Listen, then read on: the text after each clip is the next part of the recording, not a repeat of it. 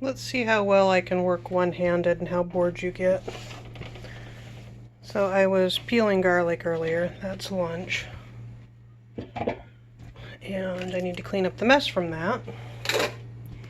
It is plant garlic and potato season, also known as feed the squirrel season.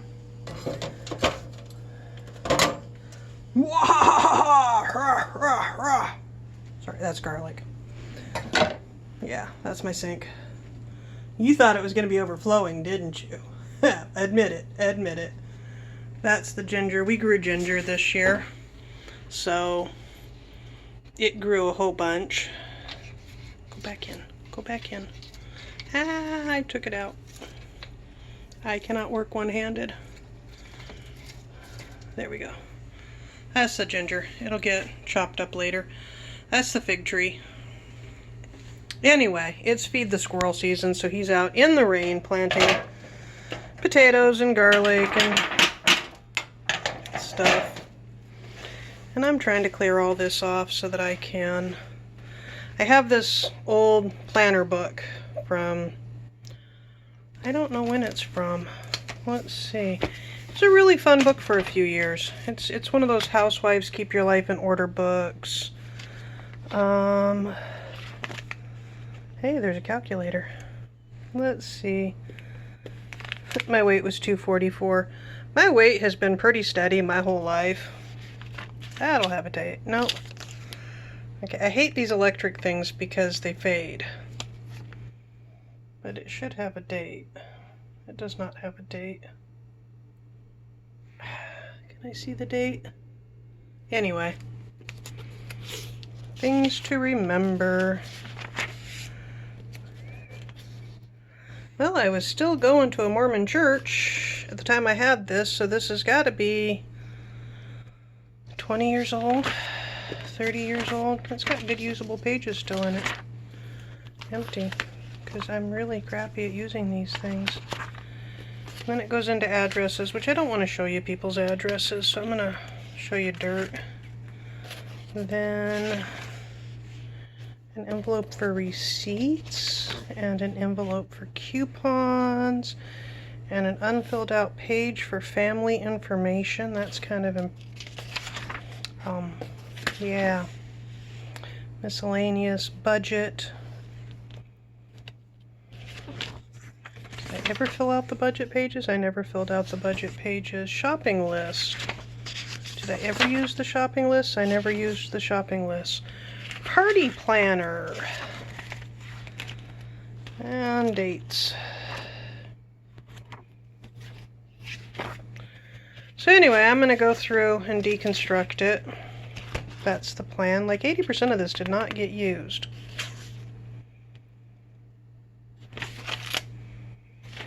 At all.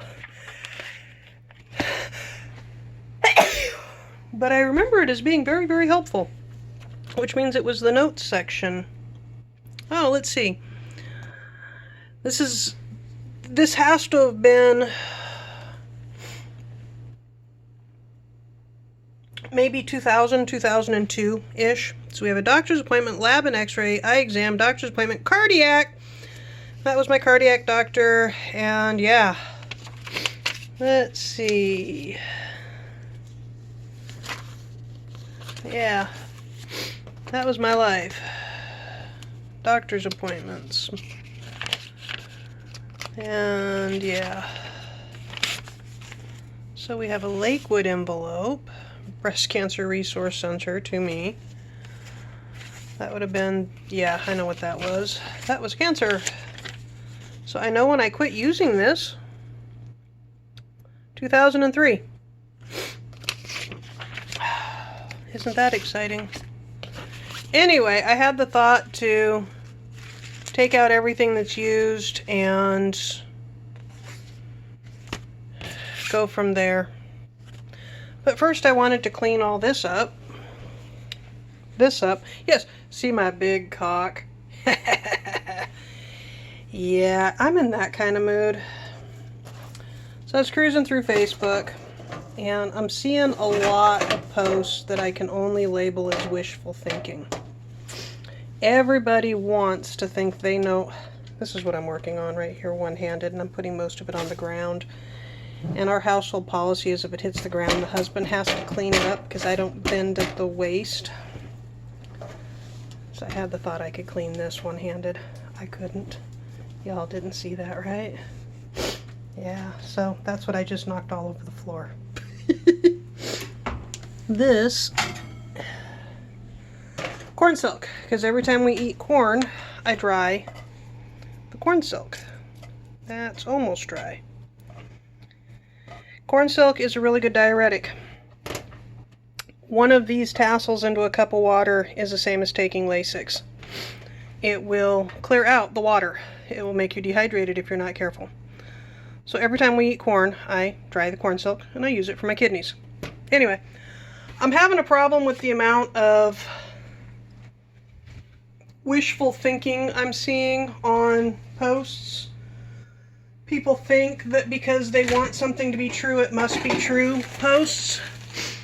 You know, oh my God, he's going down. Oh my God, my candidate's gonna win. Can you believe? The thing is, I have as many hardcore, that's not true. I have hardcore conservative friends. Not as many. I have hardcore progressive socialist friends. I have hardcore communist friends. I have hardcore Democrat friends. The right does not understand that those are all different things. I have hardcore anarchist friends. Then I have hardcore conservative friends. The only deal killer for me with conservatives is racism and homophobia. If you can't control that, you're not my friend. But if you're grandfathered in on your politics because you haven't used your brain in 20 years and you think you understand life, yeah, I got nothing. I am having a lot of problems with people in my life who think of themselves as intelligent. Oh, hey, there's a blue jay feather, which is kind of funny because we have so many blue jays in this yard. See? We have 1,000 blue jays on any given day of the week. That's an exaggeration, you know that, right? We have blue jays. Anyway, I have a problem with people who take what they want to be reality and claim it is reality. I have a real serious problem with that. And I'm seeing way too much of it online right now with people who just don't get the reality of things. There's a very good chance Trump will get reelected. He's having a rally on the White House lawn right now. Right now. It is against federal law for him to have a rally on the White House law. Point blank against the law. And yet I have conservative friends who have no problem with this fact. None whatsoever. He's breaking the law. Everything you say about if you just followed the law, you wouldn't have gotten in trouble, you wouldn't have gotten hurt, whatever. He's breaking the law. The Hatch Act prohibits political rallies, partisan rallies on federal property using federal resources. If he gets reelected, right now we're at the point we were at in the 80s where the Montana Freeman and Waco happened. And if he gets reelected,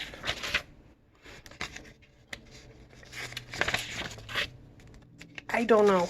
We've got friends in Nigeria and friends in Russia trying to talk us into, I'm trying not to show addresses and phone numbers and stuff, trying to talk us into moving And it's like, dude, I have this house. I'm not, you know, I'm not moving. I like my house. I really like my house, and I'm rambling right now. Mostly because I'm trying to focus on this book and talk at the same time, and it's been 10 minutes, so that's a good amount for a rambly little thing. So I guess what I'm trying to say is, don't assume because everybody wants their candidate to win that their candidate is going to win, and get out and vote, you know? And don't assume because you're not a bigot or a racist that other people voting for your candidate aren't a bigot and a racist. So Courtney, a friend of ours, posted a thing on Facebook a couple of days ago about how his Republican neighbor was standing around and told a very racist joke. And he told the person, "I'm not into racist jokes," and the person replied, "I thought you were a Republican." That's been my experience with conservatives my whole life. Just for the record. I thought you were one of us. I thought you would laugh along with this joke because you're a veteran. I thought you would understand.